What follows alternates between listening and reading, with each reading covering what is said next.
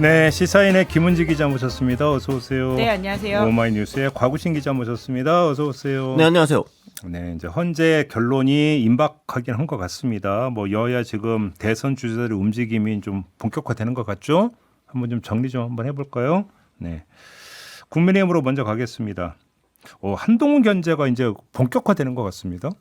박근혜 전 대통령 예방을 했죠 어제. 그렇죠. 당 지도부가. 네. 수석 대변인이 거기서 이제 브리핑한 내용은 누가 보더라도 한동훈을 겨냥한 브리핑 내용 이렇게 이해해도 되는 거죠. 그러니까 박근혜 전 대통령이 이제 당의 단합을 강조를 하면서 당 대표가 뭐 개인의 소신을 내세우면서 그렇게 하는 건 좋지 않다라는 식으로 직격을 했잖아요. 사실상 이제 한동훈 전 대표 그리고 더해서 약간 이제 소위 말하는 소신파라 불리는 일부 뭐 김상우 의원 같은 의원들까지 함께 싸잡아서 좀 비판을 한 것으로 보이는데, 그러니까 어떻게 보면 박근혜 전 대통령에게 그런 메시지가 나오기를 기대를 하고 사실은 이제 당 지도부 찾아간 걸로 보는 게 맞지 않을까 싶기도 하고요.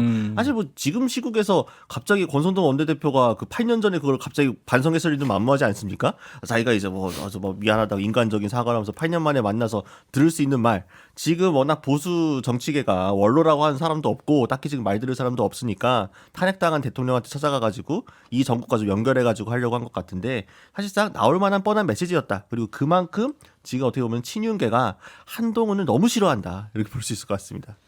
네, 근데 사실 그 장면도 굉장히 좀 부조화스러운 게요. 이제 한동훈 전 대표에 대한 박근혜 전 대통령의 부정적 감정이라고 하는 게 결국 수사에서 기원하는 거지 않겠습니까? 근데 윤석열 대통령에 대한 태도하고 좀 다른 거죠. 제 말이 그 말인데요. 사실 그 이야기 언제나 이 부자연스러운 상황이라고 하는 게 그 팀의 핵심은 윤석열 대통령이었었고, 그리고 거기서 사실 부하 직원으로 일을 했던 게 한동훈 전 대표이기 때문에 특검 수사팀장이 윤석열 대통령이죠. 네, 그러니까 항상 이제 거기서 그러니까 뭐라고 할까요? 그 논리적인 모순들 그리고는 자연스럽지 못한 것들이 생긴다라고 하는 것들을 끝없이 지적할 수밖에 없는 것 같고요. 네. 그리고 박근혜 전 대통령 탄핵과 관련해서 탄핵 소추위원장이었던 권성동 원내대표가 과거를 반성하는 듯한 이야기를 하긴 했지만 그 또한 부자연스럽다라고 하는 것들은 이 전반적인 상황에 뭐라고 할까 모순점들을 보여준다라는 차원에서 딱히 설득력이 높아 보이진 않아 보이긴 합니다. 아무튼 그 친윤이라고 표현했지만 지금 형식적으로는 당 지도부잖아요. 당 지도부에서 이렇게 메시지가 이렇게 나와버리면 어느 정도인지 뭐 그건 대충 가늠해 볼 수 있는데 뭐 윤상현 의원은 또 그랬대요. 지금 한동훈의 시간이 아니다.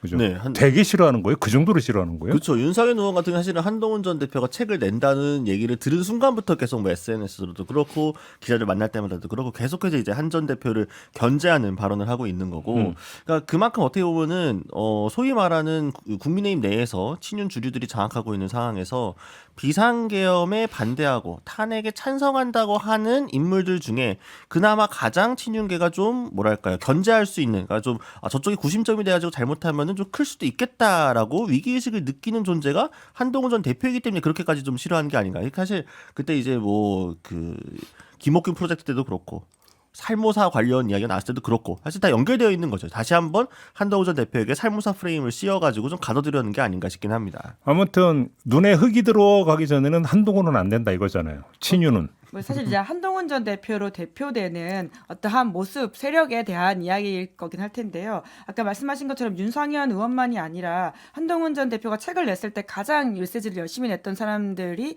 나경원 의원이라든지 김기현 의원 같은 분들이거든요. 그러니까 이분들이 왜 이렇지라고 하는 것들은 사실 윤 대통령의 체포 이후 체포 국면부터 시작됐던 관저압 인사들의 모임으로 이해를 해야 될 텐데 이분들의 면면들은 결과적으로 본인들의 정치적 이해관계, 그러니까 앞으로의 대선 경선 레이스라든지 이후에 있을 당권 레이스에도 다 연동되어 있는 행보라고 봐야 될 것 같긴 그러면 합니다. 친윤이 미는 대선 주자는 누구예요? 김문수?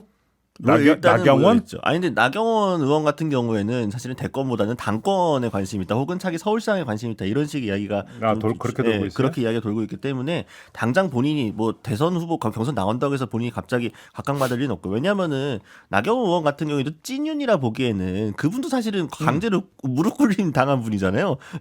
그렇기 때문에 뭐 그러니까 어떻게 보면 친윤계라고 하는 사람들도 이렇게 모여있는 상황에서 이전에는 용산에서 명확한 오더가 있었고 그 오더대로 했으면 됐는데 지금 오더를 내릴 사람이 없잖아요. 지금 이게 지금 소통할 수 있는 상황이 아니다 보니까 친윤계가 대안으로 내세울 수 있을 만한 사람이 누구인가에서 여론조사 추이를 보면서 여러 지금 카드들을 대조해보는 것으로 좀 전해지고 있는데요. 일단은 지금 김문수 후보가 그러니까 아직 뭐 장관입니다만 김문수 장관이 차기 대선 주자 여론조사에서 좀 선방을 하고 있으니 그쪽으로 좀 당내 친윤 표심이 쏠리고 있는 건 맞다. 그러나 이게 영원 불멸할 것인가? 이것도 조금 봐야겠죠. 덕거리도 잘하시는 장관님. 네, 그죠? 덕거리 열심히 하시죠. 그러니까 분산 투자하고 있는 상황이라고 봐야 될 텐데요. 그러니까 그 김문수 장관이 그 당시에 나경원 의원이 노동개혁 관련된 토론을 했을 때 왔던 사람들의 수로서 이게 가늠을 하는 것들이 있거든요. 그 직전에 오세훈 시장이 개헌 관련된 토론을 했을 때도 국민의힘 의원 절반 가까이가 모였다 이런 이야기가 있는데 그것보다 조금 더 모였습니다. 이제 그러다 보니까 겹치는 인원이 누구고 거기만 간 사람이 누군지를 통해 가지고는 각자의 계파와 그리고는 앞으로의 가능성을 염두에 두는 이야기들이 나오고 있는 중이긴 한데요. 현재로서는 가장 가까이 있는 것은 김문수 이제 장관이긴 한데 탄핵 선고 이후에도 이 에너지가 유지될지에 대해서는 좀 물음표가 있는 건 사실입니다. 근데 친윤 쪽에서는 오세훈, 홍준표 두 시장은 어떻게 바라보고 있어요?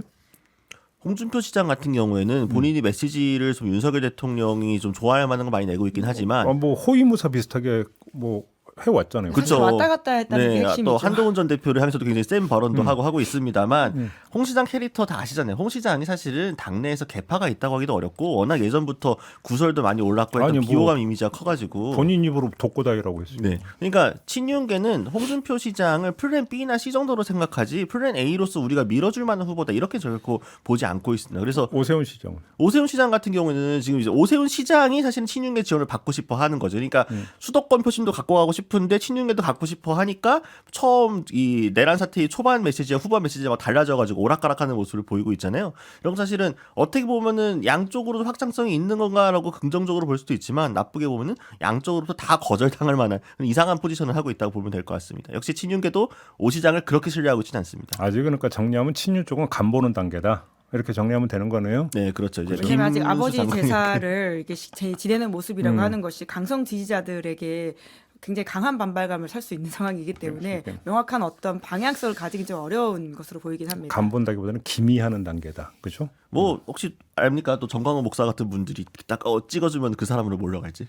이제 홍준표 시장이 실제로 이제 정광훈 목사 관련해서는 굉장히 뭐라고 할까요? 사이가 좋았다 나빴다 좋았다 나빴다 이런 것들의 메시지를 주고받은 적이 있는데요. 최근에 또 다시 또 정광훈 목사한테 우호적인 메시지를 내므로서 이게 왔다 갔다 한다 이런 평가를 받고 있는데 전반적인 홍 시장의 메시지들이 좀 그런 경향성이 있습니다. 윤석열 대통령의 탄핵에 반대한다. 그리고는 탄핵은 부결되어야 된다라는 식의 이야기를 하면서도 또 송파로 이사 가야 될 대구시장을 끝까지 할지도 모르겠다라는 식의 이야기를 하고 있거든요. 이런 것들이 좀 코어 지지층의 마음을 못 사고 있는 지점들. 그래서 상대적으로 김문수 장관과 제로섬 게임에서는 그쪽으로 좀 표가 간 게 아닌가 이런 분석을 하시는 분들도 꽤 있더라고요. 알겠습니다. 아무튼 뭐 이 친윤의 저지선이 아주 상당히 두터운데 한동훈 전 대표는 어떻게 뚫겠다라는 겁니까? 그러니까 만약에 한동훈 전 대표 측에서 이제 구상을 한다고 보게 되면 그림을 그린다고 하면은 일단 1차 경선, 그러니까 지금 경선에 올라야 하는 굉장히 많다 보니까 1차 컷오프가 있고 그다음에 사람을 추려가지고 한 4명 정도 후보로 추려가지고 이제 2차 경선을 하게 될 텐데 만약에 다 나온다고 한다면요.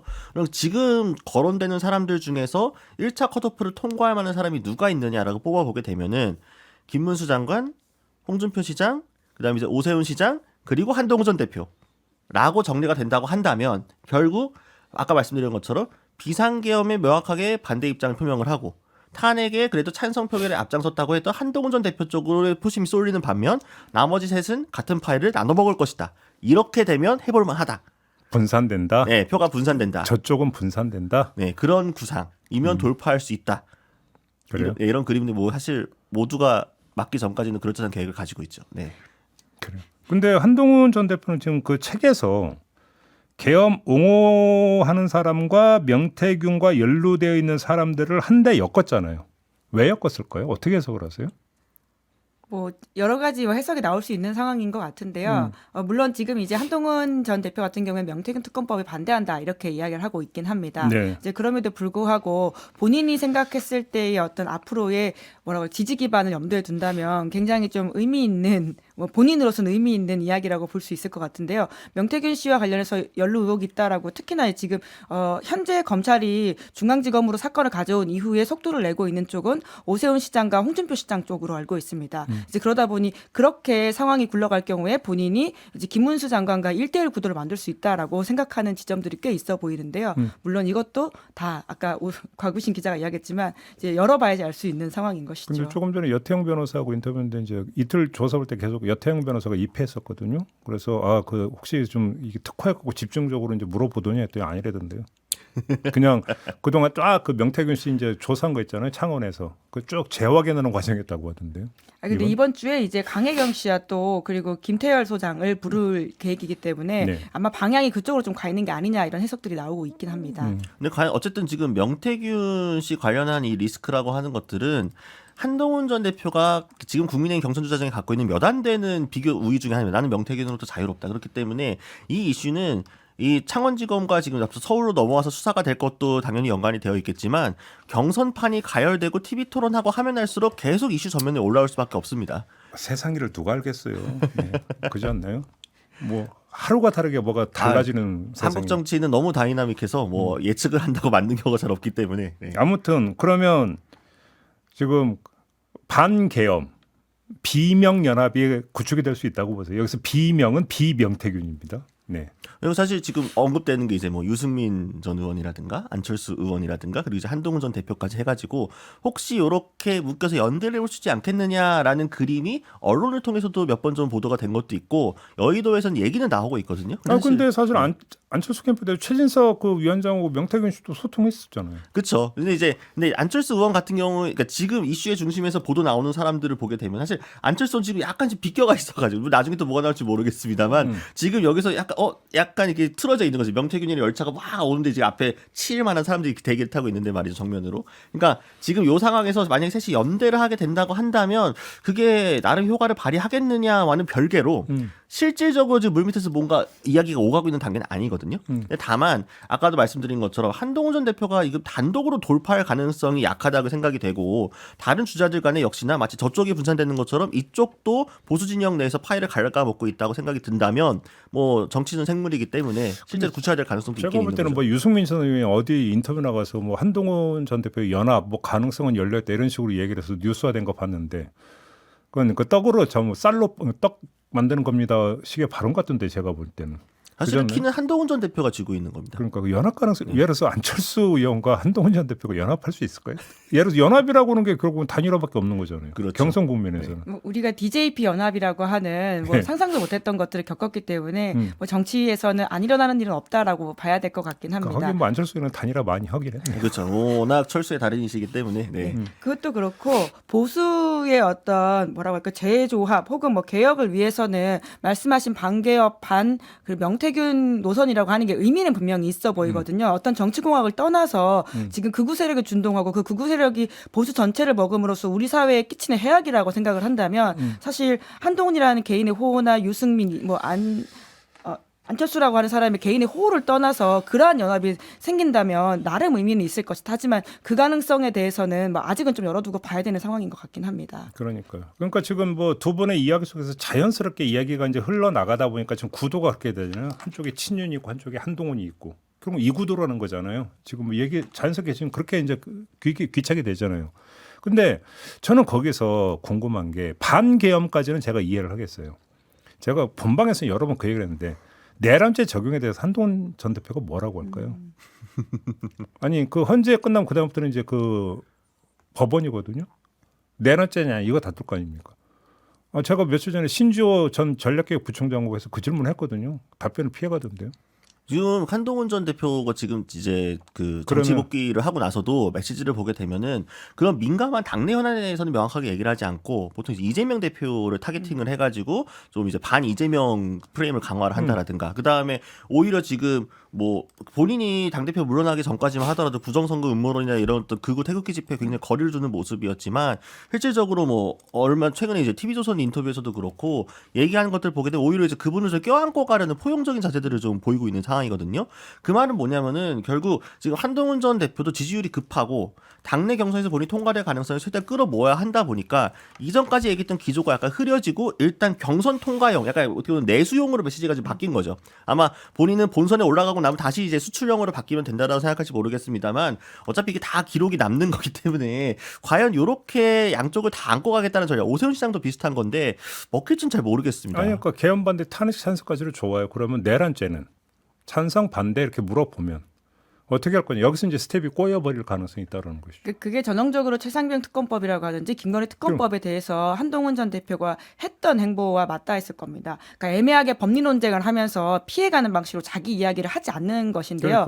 그러니까 애매한 입장이라고 하는 게 여기까지 왔음에도 불구하고 아직도 그 이야기를 못하냐라고 하는 답답함을 주는 것도 있을 뿐만 아니라 또 강성 지지층과의 어떤 식의 결별을 할지에 대한 한동훈 전 대표의 딜레마적 상황이라고 하는 게 앞으로의 정치적인 본인 행보와 정치인으로서의 자기 아젠다 세팅 그리고 어떤 품을 보여주는 것들이 있는 것이거든요. 그러니까 명확하게 해야 되겠죠. 뿐만 아니라 전 사면 관련된 이슈에 대해서도 당장 질문이 나올 거라고 보는데요. 이것을 피해가면 안 된다고 봅니다.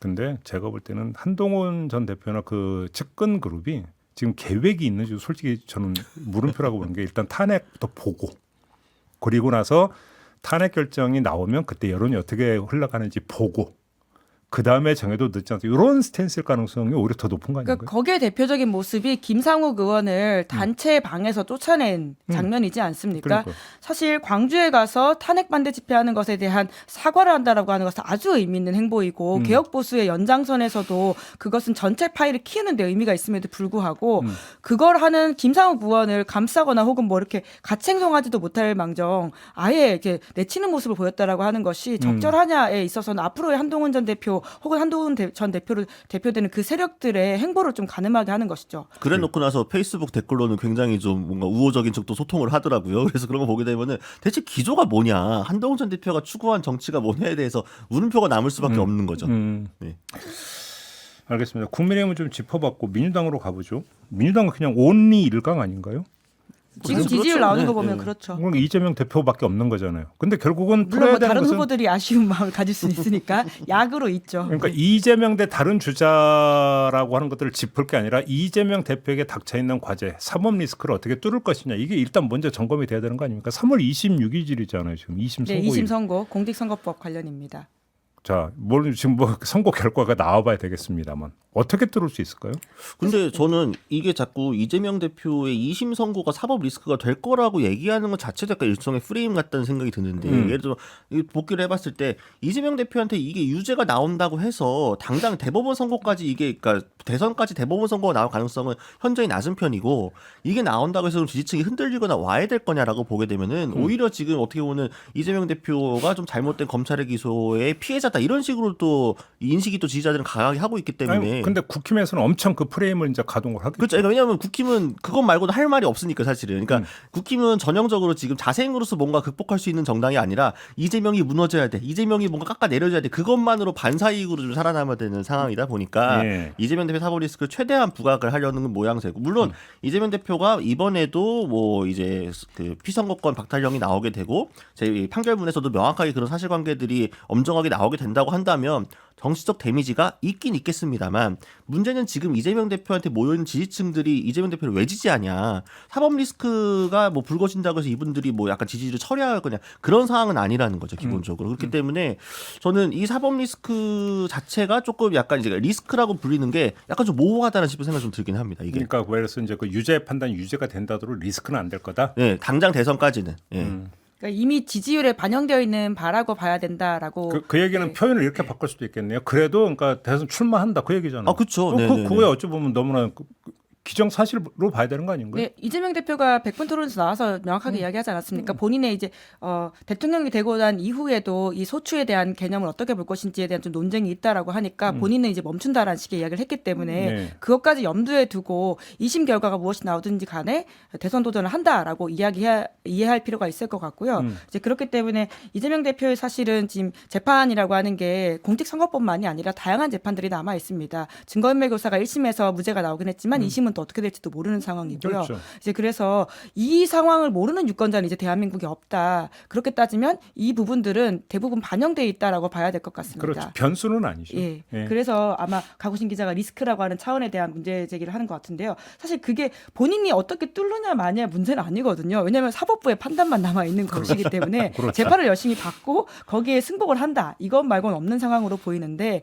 다만 최근에 재판 지금 말씀하신 선거법 재판 관련해서는 물론 어떤 결과를 예단하기는 어렵지만 이재명 대표 쪽에서는 공소장 변경이라든지 이러한 부분들 때문에 좀 상대적으로 1심보다 나은 결과가 나올 수 있지 않을까라는 기대감을 내심 오히려 가지고 있긴 짚어줄 게 합니다. 그거죠. 물론 아주 예외적으로 2심에서 1심 형량보다 더 무거운 형이 나오는 경우도 있긴 있는데 그렇죠. 네. 비율이 그렇게 높지는 않고 그러면 이제 1심 형량이 그러니까 예를 들어서 유죄 판단을 그냥 깔더라도 1심 형량대로 가느냐 낮추느냐 이게 또 오히려 이제 여론에 미치는 영향은 좀 있겠죠.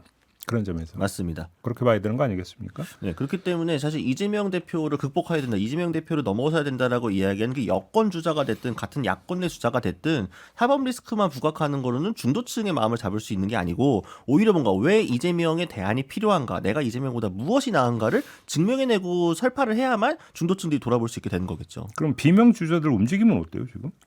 지금 사실 개헌과 관련된 이야기들을 주로 하고 있기 때문에 그게 지금 국면에선 큰 울림이 좀 가지기 어려운 지점들이 있습니다. 아무래도 아직은 이 윤석열 대통령의 내란이라고 하는 지점들이 크기 때문에 좀 덜, 그리고 특히나 원래도 개헌이라고 하는 아젠다는 여의도를 중심으로 움직이는 이야기이긴 하거든요. 이제 그래서 각 주자들의 다른 아젠다를 만드는 게 좀 중요해 보이긴 하는데요. 또 이재명 대표가 각 주자들을 만나서 약간 통합의 이야기를 뭐 실제 속은 어떨지 모르더라도 행보를 하고 있긴 하잖아요. 그래서 좀 상대적으로 비명계 주자들의 공간이 그러니까 조금 이제 좀 잦아들고 있는 모양새이긴 하죠. 그러니까 지금 비명계 주자로 꼽히는 분들이 얘기하는 것들이 왜 그러면은 중도층이나 혹은 민주당 지지층 일부한테 크게 울림이, 물론 뭐 아주 없진 않습니다만 여전히 뭔가 지지율이라는 지표상의 변화를 나타내지 않을까를 돌아보게 되면은 사실은 그 메시지들이 약간 조금 공허하다는 느낌이 들 수밖에 없는 측면이 있습니다. 예를 들면 처음에 이제 이재명 대표가 이제 중도보수 당 민주당 선언을 하고 나서 그거 관련해서 비명계 주자들이 상당히 좀 이재명 대표에 대해 비판적인 메시지를 많이 내어놓았는데 이렇게 메시지를 내어놓은 사람들 중에서 사실 진보를 대표할 만한 사람이 없어요. 문재인 정부 얼마나 뭐 진보적이었습니까? 혹은 뭐 친문 세력들이 얼마나 이재명과 비교해서 진보적으로 뭘 강화해가지고 뭘 성공을 시켜서 한 적이 있습니까? 오히려 그 당시에는 문재인 정부 시절 사람들이 조금 더 민주당에서 오른쪽이었고 이재명 대표가 오히려 그때는 민주당 왼쪽을 맡고 있었을 때였기 때문에 그런 논란들을 불거져서 민주당은 진보 정당이었습니다라고 말하는 사람들 다 문재인 정부 때 다 그거 했던 사람들인데 무슨 의미가 있어? 이렇게 되는 거고 다른게 바꿔 말하게 되면 결국 비명계 주자들이 계속 얘기하는 게 이재명은 뭔가 문제가 있어, 이재명은 안 돼 라는 말만으로는 성공할 수 없다. 항상 한국 정치가 꾸준히 증명을 해온 것은 누군가의 안티테제만으로는 큰 정치인이 될 수 없다. 다시 누군가의 이제 거울이 아니라 나 스스로 어떻게 하면 발광체가 되느냐 요거에 달려 있는 거기 때문에 그 자기 컨텐츠를 누가 만드느냐가 중요한 거죠. 네, 김경수 전 지사가 아무리 이재명 대표 사법 리스크를 부각한다고 한들 본인도 형 살고 온 사람인데 그게 되겠습니까? 이런 차이가 있을 수밖에 없는 거죠. 네, 그래요? 물론 이제 탄핵에 반대하는 탄핵에 찬성하는 사람들의 연대를 크게 만들자, 계엄에 반대하는 사람들의 연대를 크게 만들자 이런 식의 아젠다는 의미가 있는 것으로 보이긴 하는데요. 이제 그것은 사실 이제 이재명 대표를 일종의 서포트해주는 아젠다이지 본인 자체가 빛나긴 좀 어렵다. 자기 걸 가지고 와야 되는데 지금은 좀 그런 공간이 열려있지 않아 보이는 건 사실이긴 하죠. 그래요. 결국은 근데 두 분의 말씀을 종합하면 어차피 민주당은 이재명이다 이거네요 결론은. 근데 또 그러니까 물론 그렇기는 한데 이제 그것도 이제 경선 과정이 좀 중요한 게 지금 구도대로 지금은 그러니까 예를 들면 여권은 그래도 주자들이 지지율 격차가 있긴 하지만 약간 좀 비등비등하다 보니까 막 치열하잖아요. 근데 야권은 워낙 차이가 크다 보니까 전당대회 해가지고 경선 치르는 게 의미가 있느냐라는 이야기가 나오게 될 거고 그렇게 되면은 경선 기간 동안 뉴스가 모두 여당에서 나올 겁니다. 야당에서는 경선 뉴스가 잘 안 나올 거예요. 그러면은 경선을 통한 컨벤션 효과를 누리기가 어려워집니다. 그 말은 결국 뭐냐면은 뭔가 민주당도 이대로 그냥 이재명 대표 쭉 무슨 약간 추대식 하듯이 경선 치르는 거는 재미도 없고 향후 선거 스텝에서 별로 없다. 그렇게 되면 비명 주자들이 뭔가 좀 힘을 내가지고 좀 의미 있는 메시지도 내어놓고 지지율도 끌어올리면서 그래도 최소한 페이스메이커 정도 해줘야 되는데 그게 과연 되겠느냐. 요게 조금 관점 포인트인 것 같긴 합니다. 그래요. 아무튼 근데 누가 나온답니까? 일단 그거부터 좀 정리 좀 해주세요. 저희가 지금 이른바 신삼김? 예, 뉴스에서 주로 보는 분들, 특히 메시지를 열심히 내고 계시는 분들은 이미 경선 레이스를 뛴다라고 좀 예상할 수 있을 것 김경수, 같은데요. 김동연, 김부겸. 네, 뿐만 아니라 박용진 전 의원도 요새 메시지를 열심히 내고 있기 때문에 네. 특히나 또 지난주에 이재명 대표가 만남으로써 그 비명 주자 중에 한 명이라는 이미지를 각인시킨 것 같고요. 임종석 전 실장은. 네, 그렇죠. 이게 이재명 대표가 만나기 시작하는 소위 말하는 비명계 인사라고 한다면 아마 대선 경선 레이스를 뛸 가능성이 크다. 이번에 그 비명계 주자들 입장에서는 이재명 대표 중심으로 경선이 치러진다고 하더라도 이재명 대표 다음을 염두에 둔다면 지금 뛰면서 본인의 공간들을 어느 정도는 확보해 놓을 필요가 있거든요. 있거든요. 자, 이제 그러다 보니 나가겠죠. 그러면 비명 주자들이 경선 TV 토론을 해요. 국민의힘에서는 경선 TV 토론하면 뭐가 주되게 이제 그 올라갈지는 많이 보이잖아요. 민주당 경선 TV 토론하면 비명 주자들은 이재명 대표를 뭘 갖고 공격을 할까요? 그러니까 결국 그 정책 이야기를 가지고 이야기가 나올 가능성이 크고요. 사실 사법 리스크라고 아까 저희가 이야기했지만 그 부분에 있어서는 논쟁하기가 쉽지가 않거든요. 법원이 결정을 하면 거기에 대한 따름이라고 하는 문제 때문에 결국 지금 이재명 대표가 집중적으로 제시하고 있는 정책 아젠다들, 특히나 뭐 중도 보수 노선에 걸맞는 심지어 자산 시장 관련된 법안들이 꽤 있지 않습니까? 정책 토론 중심으로 갈 거다. 네, 그렇게 좀 갈 수밖에 없지 않을까라는 생각이 드는데요. 물론 뭐 아주 감정적으로 간다면 그런 건 있겠죠. 이제 과거의 대선 패배가 누구 탓이냐 뭐 이런 이야기들도 사실 아주 묵은 민주당 지지자들과 민주당계 의원들 사이에서는 정치인들 사이에서는 사실 생각이 좀 다른 부분이 있는 심연 깊은 주제인데 네. 문재인 전 대통령이 정리하고 이재명 대표가 받는 식으로 이 이슈를 좀 정리했기 때문에 다시 끌어올리긴 쉽지 않아 보이긴 합니다. 그러니까 저는 민주당의 경선이 그런 식으로 흘러가면 참 좋을 것 같다라는 생각을 좀 해봅니다. 그러니까 만약에 비명계 주자들이 아까 계속 말씀드리는 것처럼 뭐 이재명 대표가 뭐가 재판 중이기 때문에 대통령되면 어떡할 거냐, 재판 어떻게 되는 거냐 이런 거 가지고 하게 되면 사실은 그런 정쟁적인 정무적인 부분으로 가게 되면 지지자들도 그렇고 중도층도 보았을 때 이 토론이 뭔가 무슨 의미가 있느냐라는 식으로 돌아서게 될 가능성이 큽니다. 오히려 이재명 대표가 지금 얘기하고 있는 그 노선이 맞느냐, 민주당은 어떤 정당이냐, 우리가 집권하면 어떤 세상을 그릴 것이냐. 사실 지금 광장에도 여러 가지 이야기들이 나오는 게 박근혜 전 대통령 탄핵하고 나서 문재인 정부가 들어서고 나서 우리가 기대했던 그런 뭔가 충분히 좀 그런 어떤 여러 가지 시민사회 의제들이 반영되는 정부가 만들어졌느냐. 그래서 그런 요구들이 관철되었냐 하면 부정적이었잖아요. 그렇기 때문에 지금 탄핵 대선을 다시 한다고 했을 때 민주당이 또 집권했을 때 문재인 정부가 잘한 건 뭐가 있기 때문에 계승을 할 거고 문재인 정부 못한 거는 어떻게 극복할 건지에 대한 그런 문재인 정부 단순히 시즌2가 아니라 이재명 대표가 됐든 누가 됐든 민주당 집권이 이번은 다를 것이다라는 확신을 가질 수 있는 그런 뭔가 경선 토론이 되면은 얼마나 아름답겠습니까? 라는 작은 소망, 가능성이 있을지 모르겠습니다. 두 가지 아젠다가 더 있을 것으로 보이는데요. 이제 하나는 지금 주로 비명계 인사들이 이야기하고 있는 개헌 관련된 주제이겠죠. 뭐 그 부분이야 지금 쟁점들이 많이 토론이 되었기 때문에 어떤 이야기가 나올지가 그리고 어떤 각자의 구도일지는 보이긴 하는데요. 또 하나는 이제 윤석열 대통령 탄핵 그리고 체포 국면에서 이재명 대표와 그리고 민주당의 지지율이 좀 떨어지고 그리고 국민의힘 지지율이 올라가면서 전반적으로 여론이 좀 바뀌어 보이는 듯한 효과가 있었었거든요. 그때 그 모습이 과연 누구의 잘못이었냐, 그 당시에 어떤 복귀를 어떤 식으로 하고 있느냐에 대해서는 아마 비명계 인사들 입장에서는 좀 따져 물을 수 있는 부분들이 있어 보이고요. 또 이재명 대표 입장에서는 어떻게 방어해야 될지가 좀 논쟁이 될 수 있을 것으로 보입니다. TV 토론 얘기했으니까 하나 짧게 지금 이제 그 경선 TV 토론 말고 본선 TV 토론에 정의당이 나갈 수 있다면서요? 네, 맞습니다. 네. 누가 나간대요? 그거는 결정을 해야죠, 안에서. 그래요? 근데 일단 나간대요? 근데 이게 어쨌든 당 입장에서는 네. 큰 기회인 거잖아요. 그러니까 당을 홍보할 수 있는 수단이 마땅치 않고 원외 정당으로 나간 상황에서 대선 본선 TV 토론에서 어떤 기조를 갖고 나갈지 모르겠습니다만 공탁금을 내고 본선 TV 토론 참여할 수 있는 기회가 있다는 것만큼은 큰 기회이기 때문에 아마 정의당에서 내보내려고 할 텐데 다만 그럼 후보가 누가 나오느냐. 사실 지금 정의당에 선수가 너무 없다라는 문제가 일단 현실적으로 있고요.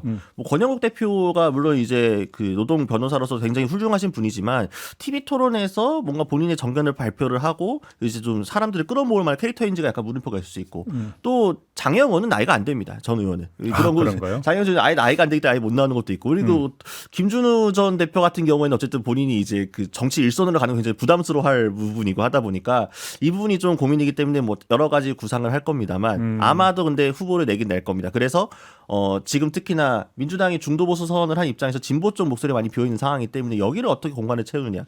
조국혁신당도 좀 마찬가지로 비슷한 고민들을 지금 후보를 낼지 말지를 고민하고 근데 있는데. 개혁신당은 본선 TV 토론에 참여할 수 있나요? 네, 할 수 있죠. 그렇게 해서 다섯입니다. 총 최대 다섯? 맥시멈 다섯. 네, 국민의힘, 민주당, 개혁신당, 조국혁신당, 정의당까지. 네.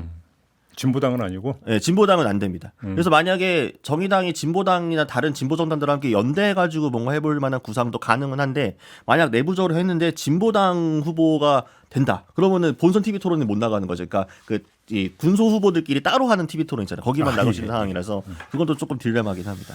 알겠습니다. 60일이 정말 짧겠네요. 이게 뭔 얘기가 아니에요. 그러니까요. 그렇죠. 네, 저희도 슬슬 당내 대선 정산 모드 하고 3주면 있고. 끝난다 이런 네. 이야기들이 있거든요. 그러니까 4월 되면 아마 저거 뭐 본경선 아니요. 본선 TV 토론 그러니까요. 그럴 수도 있어요. 그리고 사실 후보자 검증 기간이 워낙 짧기 때문에 네. 토론을 최대한 많이 하는 게 중요하다고 생각하고요. 이걸 피하는 후보가 있다면 좀 거기에 대한 비판의 그렇죠. 목소리를 내야 된다고 아무래도 전국도 오는 생각합니다. 데는 한계가 있으니까 예. 시간상 한계가 있으니까 알겠습니다. 자, 오늘 이야기는 좀 이렇게 마무리하고 두 분하고 인사 나누겠습니다. 수고하셨어요. 고맙습니다. 감사합니다. 네, 저도 물러가겠습니다. 고맙습니다.